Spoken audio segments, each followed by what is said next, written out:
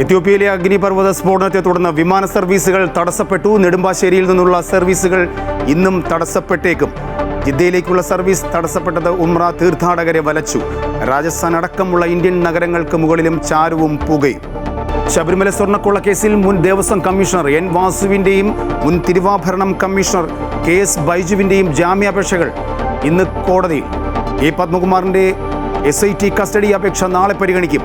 വാസുവിനെ വിലങ്ങണിയിച്ച് കോടതിയിൽ കൊണ്ടുവന്ന പോലീസുകാർക്കെതിരെ നടപടി ഉണ്ടായേക്കും. വിവാദങ്ങൾക്കിടയിൽ ഇന്ന് CPM പത്തനംതിട്ട ജില്ലാ കമ്മിറ്റി. തദ്ദേശ തെരഞ്ഞെടുപ്പ് ആവേശത്തിൽ മുന്നണികൾ. പാർട്ടികൾക്ക് തലവേദനയായി വിമതശല്യം. പോലീസിന് നേരെ ബോംബെറിഞ്ഞ കേസിൽ പയ്യന്നൂർ നഗരസഭ LDF സ്ഥാനാർത്ഥി VK നിഷാദിന്റെ ശിക്ഷാവിധി ഇന്ന്. ധ്വജാരോഹണ ആഘോഷ നിറവിൽ അയോധ്യ ക്ഷേത്ര നഗരി. ശ്രീരാമക്ഷേത്രത്തിൽ ധ്വജാരോഹണം രാവിലെ 11 മണിക്ക് പ്രധാനമന്ത്രി നരേന്ദ്രമോദി നിർവഹിക്കും. RSS സർസംഘചാലക് ഡോക്ടർ മോഹൻ ഭാഗവത് പങ്കെടുക്കും. തെക്കൻ ജില്ലകളിൽ ഇന്ന് പരക്കെ മഴയ്ക്ക് സാധ്യത. തിരുവനന്തപുരം, കൊല്ലം, പത്തനംതിട്ട ജില്ലകളിൽ യെല്ലോ അലർട്ട്. മത്സ്യത്തൊഴിലാളികൾക്ക് കടലിൽ പോകരുതെന്ന് മുന്നറിയിപ്പ്.